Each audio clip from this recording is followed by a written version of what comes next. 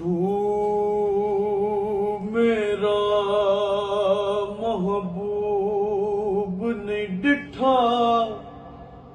हो जिनू वेख के चन शर्मावे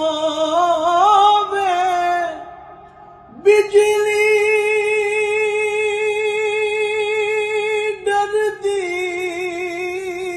लिशक न मारे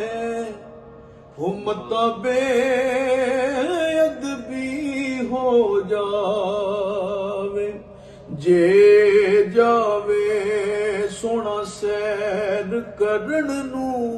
ओ रब अपना अर्श सजावे अधी राती चन चढ़ जावे ओ जद सोना मुख तो नकाब हटा